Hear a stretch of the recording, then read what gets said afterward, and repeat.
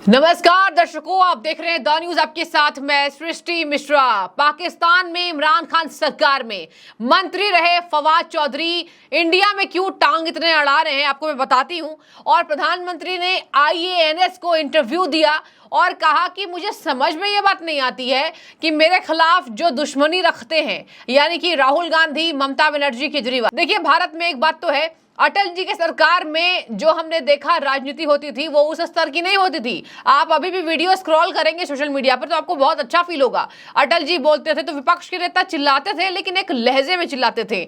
आज के डेट में राजनीति का स्तर इतना गिर गया है कि मैं देखकर हैरान हो जाती हूं। अब दुश्मनी में राजनीति तब्दील होती जा रही है और इसका एग्जाम्पल आप देख सकते हैं कैसे बातें सामने आती कि हराने के लिए पूरा शाम दाम दंड भेद ये नेता अपना देते हैं। और खास तौर पर हम देखते हैं विपक्ष के नेताओं में अब केजरीवाल अलग घोटाला करके बैठे हैं।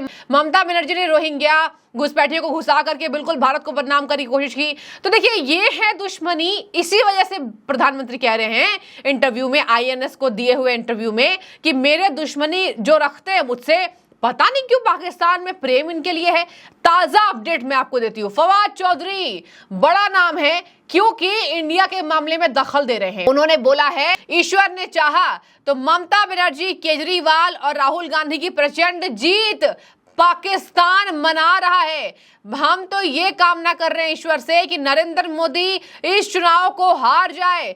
कट्टरपंथी जितने लोग हैं, देखिए प्रधानमंत्री को कट्टरपंथी ये करार दे रहा है। ये कह रहा है फवाद चौधरी कि कट्टरपंथी विचारधारा के लोग जो सामना कर रहे हैं उससे पूरी भारत को निजात मिले। आपको मैं बता दूं, पाकिस्तान का दोगलापन दर्शकों, आज ये कह रहा है फवाद चौधरी चाहते हैं कि भारत में शांति और अमन हो, चैन हो। इनको इतनी टेंशन नहीं, पहली बात तो जरूरत नहीं है, भारत में खुद शांति है। और फवाद चौधरी क्या पूरा पाकिस्तान भारत के साथ क्या करता है वो बताने की जरूरत नहीं है। पुलवामा के बाद नरेंद्र मोदी भड़क गए और जयशंकर भड़क गए और आपने देखा होगा कैसे डिफेंस में भारत ने अपना बजट दोगुने बढ़ाया और डिफेंस में सबसे ज्यादा भारत सरकार खर्च कर रही है, क्योंकि पाकिस्तान जैसे देशों को मुंह तोड़ जवाब देने के लिए इतना जरूरी है। आपको मैं थोड़ा बताती हूं किस तरीके से यह प्रोसेस हुआ है और क्यों आखिर पाकिस्तान के खिलाफ भारत मजबूत हो गया है। तो इन नेताओं को दिक्कत हो रही है, इनको कोई मतलब भारत के मुसलमानों से नहीं है। देखिए, आज भारत के मुसलमान इनको याद आ रहे हैं जिनको ये तुच्छ भाव से देखते हैं। देखिए, कई रिपोर्ट सामने आती है कि भारत के मुसलमानों को पाकिस्तान उस नजरों से नहीं देखता है और जब बात आती है कि कैसे जीत जाए तो मुसलमानों की याद आती है। फवाद चौधरी को भारत में रह रहे मुसलमानों की याद आ रही है, जबकि भारत में प्रधानमंत्री के नेतृत्व में चाहे जो सरकार रही हो, केवल नरेंद्र मोदी ही नहीं, सब प्रधानमंत्री, केंद्र सरकार की वजह से भारत में भी रह रहे लोग, जाहिर सी बात है उनका ही भारत है। और जब बंटवारा हुआ था उसके बाद जो चले गए वो चले गए, लेकिन ये सारे लोग जितना यहाँ पर अगर बात करें तो भारत एक धर्मनिरपेक्ष कंट्री है और इसी तरीके से भारत में सब धर्म के लोग इज्जत से रहते हैं। इनको इतनी अड़ंगे लगाने की जरूरत नहीं है। क्या कह रहे सुनिए जरा, इनके 3-4 पॉइंट्स में आपको याद दिला देती हूं और बता देती हूं और तब आप सोचिए कि आखिर राहुल गांधी को द बॉस क्यों कह गए। केजरीवाल जैसे अभी भ्रष्टाचार देखिए केजरीवाल पर साबित हो रहा है धीरे धीरे। अब मैं ये नहीं कहूंगा कि भ्रष्टाचारी साबित हो चुके हैं, चलिए प्रोसेस चल रहा है ईडी का और ईडी ने बोल ही दिया कि ये आरोप पत्र में हमने इनका नाम दे दिया, ये सरगना दिखाई देते हैं शराब घोटाले के। तो ममता बनर्जी कट्टरपंथियों को वहां पर तवज्जो देती हैं और रामनवमी पर जो निकलती शोभा यात्रा उस पर पत्थर बरसवाती है, कुछ नहीं करती है, प्रशासन मिला हुआ है। तो इन लोगों को इतना ये तारीफ इनकी क्यों कर रहे हैं। फवाद चौधरी कह रहे हैं कि भगवान करे, ईश्वर करे कि ममता बनर्जी, केजरीवाल और राहुल गांधी प्रचंड जीत इस बार पाएं। इंडिया गठबंधन की जीत की कामना पूरा पाकिस्तान कर रहा है, मोदी ना जीते। मोदी एक गलत विचारधारा के प्रधानमंत्री हैं। भारत में ऐसे प्रधानमंत्री कभी नहीं आए हैं। केवल बहुसंख्यकवाद के दम पर वहां मुसलमानों को तड़पाया जा रहा है, तरसाया जा रहा है और मुसलमानों के साथ अत्याचार हो रहा है। RSS, देखिए RSS पर राहुल गांधी जो छोड़िए उस के हैं, बाहर के देश के लोग कैसे नहीं बोलेंगे, अपने देश के लोग ही RSS जैसी संस्था पर टारगेट करते हैं जिस संस्था ने कभी भारत का कुछ नहीं बिगाड़ा बल्कि भारत को दिया है। और देखिए यहां पर कह रहे हैं फवाद चौधरी कि आरएसएस जैसे संस्था है और बीजेपी ये दोनों मिलकर कट्टरवादी बन रही है और मुसलमानों के खिलाफ भारत में जहर घोलने की बात करती है।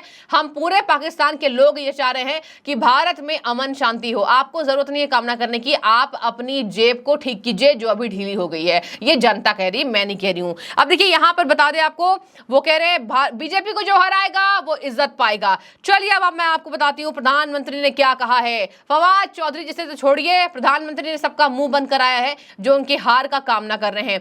क्या कह रहे हैं फवाद चौधरी?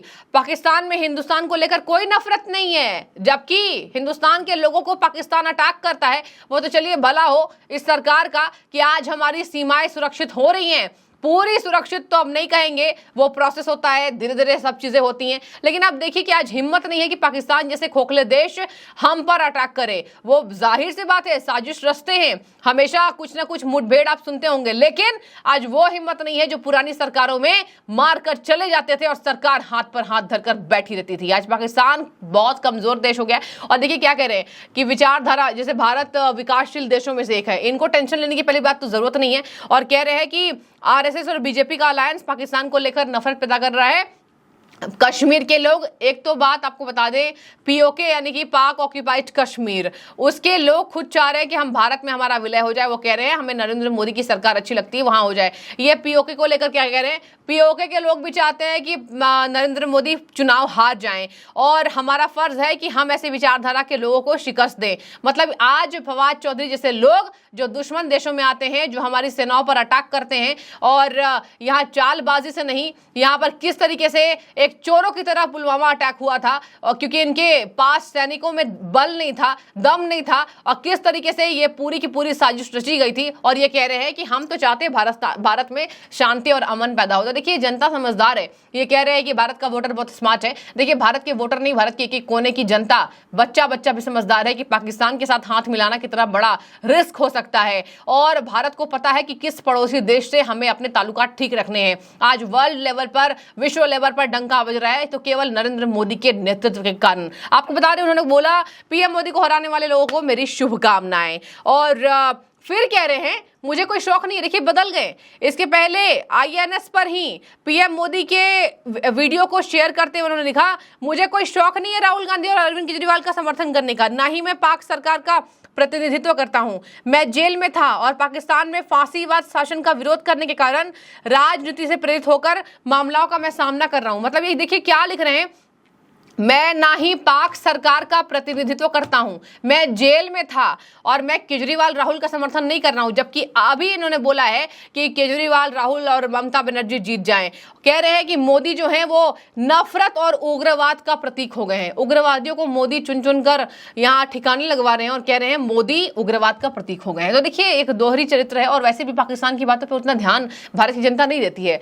साफ कह दिया था इंडिया टीवी के दौरान इंटरव्यू में, आपने देखा होगा, जो बहुत ज्यादा प्रचलित हुआ, फेमस हुआ इंडिया टीवी में, जो नरेंद्र मोदी आए थे, साफ कह दिया कि लाहौर को लेकर कैसे पाकिस्तान का मजाक बनाया था प्रधानमंत्री ने, वो आपने देखा होगा। तो बता दूं आपको, इन्हीं सब कारण से आज भारत की राजनीति में बाहर के लोग टांग अड़ा रहे हैं। तो ये भारत के विपक्ष को सोचना चाहिए कि एकजुटता आप रखिए, आप नफरत मत रखिए। आप भले चुनाव में शिकस्त दीजिए, लेकिन पाकिस्तान जैसे देशों के लोग अगर तारीफ कर रहे हैं तो ये जांच का विषय है जो प्रधानमंत्री ने कहा है। तो पूरी बात मैंने आपको समझा दी। अब आप तय कीजिए कि ये जो फवाद चौधरी कह रहा है, इसकी बातों पर किस तरीके से ये प्रेरित है, किस तरीके से ये नरेंद्र मोदी को हराने के लिए बिल्कुल अभी एक्साइटेड दिखाई दे रहा है। क्योंकि इसको पता है बहुत अच्छे से कि नरेंद्र मोदी की सरकार रिपीट हुई तो पाकिस्तान, आज जो कटोरा लिया हुआ है पाकिस्तान, और भी बदतर स्थिति हो सकती है।